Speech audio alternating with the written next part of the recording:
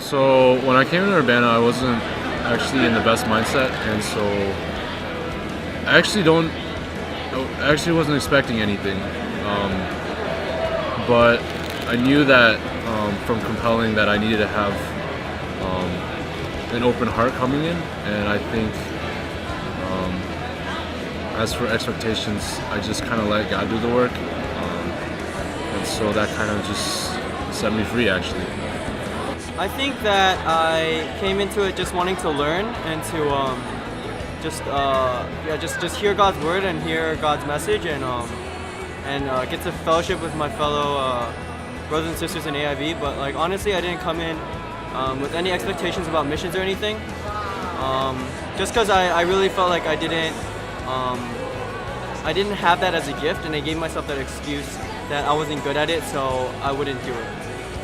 I came into Urbana just expecting just God to really show me what I should be doing in my life and with what He's given me and how I can use that for His kingdom. I expected God to show me my insignificance, I guess, because I was struggling with pride issues and feelings of entitlement that I had, and I prayed to God before Urbana that He would make me feel not insignificant in that I was invaluable to Him, but insignificant in that there's nothing that I could personally contribute to Him like on my own without His hand working. And so I think God has definitely answered that prayer, and He showed me that like especially in the stadium with like 16,000 plus people, that God really doesn't need me for His mission, and yet He's done so much for me, and because He loves me so much.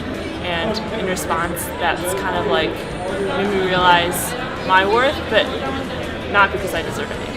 Everyone always said that this is the greatest conference ever, but I wasn't expecting much from it actually. I didn't really know what to do. Like I didn't do any of my hotel stuff or anything. Like people did it for me, and like my ride was like done at the last minute. But when I came here, I think having no expectations was better than having expectations, because God exceeded my expectations that I didn't have. I think coming into Urbana, I definitely expected basically a lot of what I've been through in different IB conferences is like compelling already. In terms of worship, multiculturally, tracks, seminars, or even the plenaries. Obviously Urbana does it on a much larger scale, which is awesome. I think for me, approaching Urbana has definitely been about getting the broadest range of experiences possible and experiencing different facets of how God can work in such a large convention and with such broad areas of study. My favorite moment was Ram's talk and then his seminar following it. So he spoke about the prodigal son, but the part that really got me was because he focused on the older brother a lot. And the older brother, I identify with him because he feels like he deserves so much because he's moral, he's legalistic, he's done everything the Father has told him to do. And I think for me that's been my mentality, in that I feel like I've done so much and I deserve recognition for that. And I think Ram really broke down that mentality, in that he shows that the older brother is just as lost as the younger brother. And the older brother, when he critiques other people out of his pride, it's really revealing a lot of his inner desires. And for myself, like when I like am jealous of other leaders because of their status, it's really pointing to the fact that I want that recognition for myself. And so God has really opened my eyes to, I guess, that flaw in myself, and I think He's beginning to help me see more and more of that. And I think it's been very encouraging for me, kind of set me free from having to perform so much. My favorite moment definitely happened in one of the seminars. It was a specific speaker, David Platt, that's a pastor in Birmingham, Alabama, and he just basically said that we can't be selfish of our own growth, and that we should live our lives giving out to others, and in our outreach, that is when we grow incredibly also ourselves. My favorite moment has to be the glow stick ceremony when when first-time decisions were being made and people were making that decision to follow Christ for the first time. We learned this week that Jesus is worth everything we have, and these people who are making their first-time decisions, they are taking a big risk and offering up their life to Jesus. And it was to be part of that experience, to see them making their first-time decisions, is a feeling that I can't describe in words. It's just so fulfilling. And to think that the people in the dome, with the 16,000 plus people there, this is only a fraction of God's kingdom, is something really amazing to think. Alright, my favorite part is definitely all the speakers. They've been really inspirational to me in just their life stories and how they give up everything to serve Jesus. And I think that because of this, it inspires me to want to do more than what I'm doing right now. There's so many to choose from, but I think my favorite moment was just the worship and just how amazing it was to sing in so many different languages, and that it was so fun and so energetic and exciting, and you could really tell of God's love for all languages through the worship of different cultures. I think my favorite moment was when we were all singing Revelation song in different languages. So there was African, I don't remember the languages, but there were many different languages going on at once, and it was just amazing to see that. It made me really see that God's kingdom is not just English. God's kingdom isn't just Korean. It's in heaven. They'll be singing with every nation of every tongue and every tribe will just be singing to God. And when I saw everybody just singing their own native tongues, I think I just saw a glimpse of what heaven could be like and what worship is really about. And I think that was my favorite moment. And, I think the difference with this one is that everyone has such high energy. Everyone is enjoying themselves. Everyone is singing, praising, and I just think that it changed the way I view worship. It's been awesome getting to know new people during plenary, to pray with them, to cry with them, just to experience God through a different group of people. And I think that's what's been great about Urbana.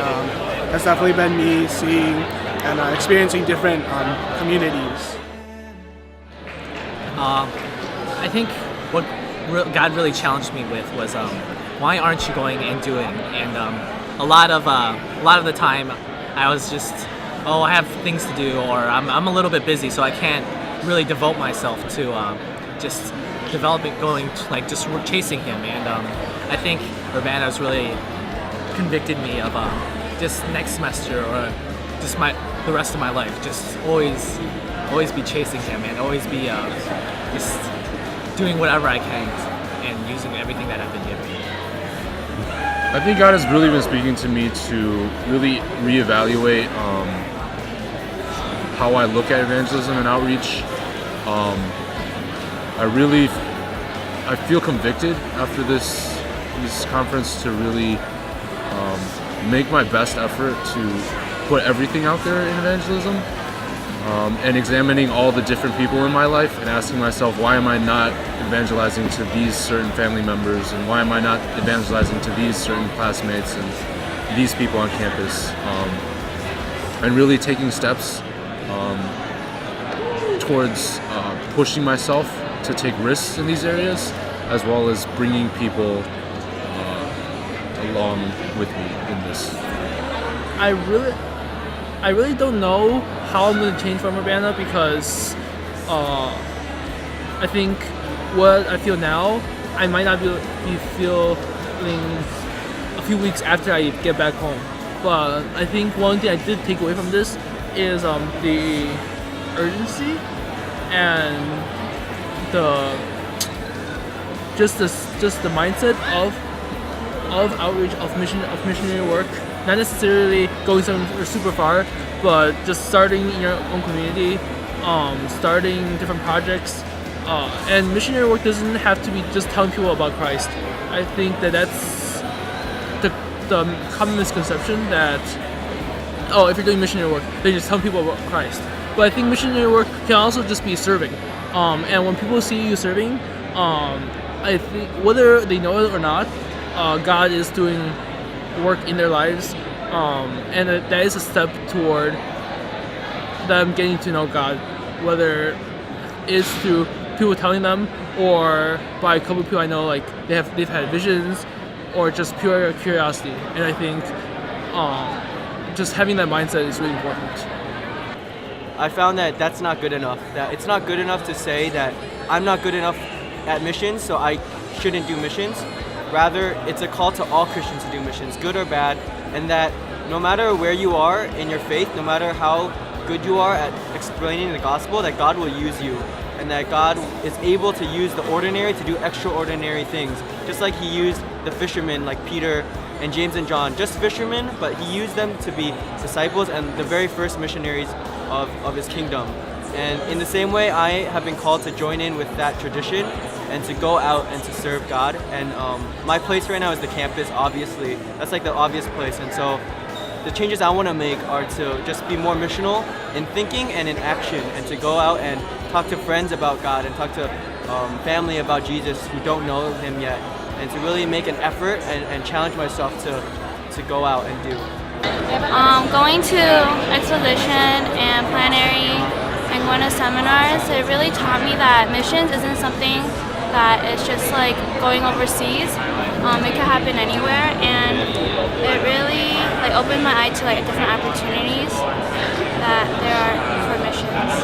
I think so. I came into Urbana really wanting some clarity on what I wanted to do with my life and the decisions I was making, and I think my next steps are to start small, and those small changes begin with my life and how people perceive me, and whether or not I am living in a manner worthy of God, and whether I am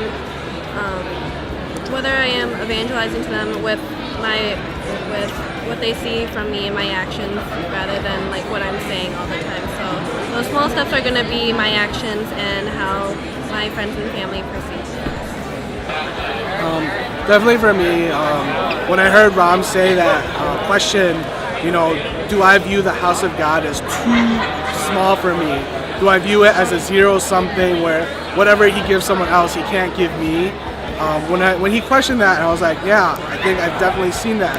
I think I've definitely seen other people be blessed with talents and gifts, and even like going on missions as well. So I've used that to say like, oh, I don't need to go out, take this risk or do these things, but rather I instead knowing Ram's message, knowing the overall message of Urbana is letting go and letting God do, has really transformed my view of it.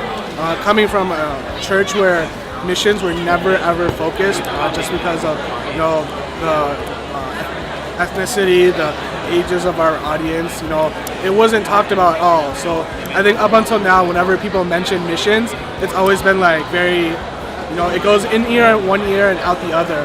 But I think Urbana has finally, slowed me down enough to actually think about it in terms of God's bigger picture and God's kingdom for me. After Urbana, so going home, I really want to focus on prayer more. So I came in with that one prayer, and God definitely answered it. And throughout the conference, I've kind of had like spontaneous prayers of some various things, and God has really answered those. Like even that day, that day after I prayed. So I think I've felt more and more Christ's power and authority, and so it's kind of convinced me that the power of prayer is just so important and so powerful. And so after Urbana, I really want to focus on that, and something I want to pray about is my heart for evangelism, because I'm really scared of evangelism, and I really want God to like take away those fears so that I have a heart for the people who don't know Him. And then after Urbana, I hope to explore missions and see how God has gifted me in certain areas of missions, because I don't really know how He wants to use me, whether it's like my major or other skills that I have.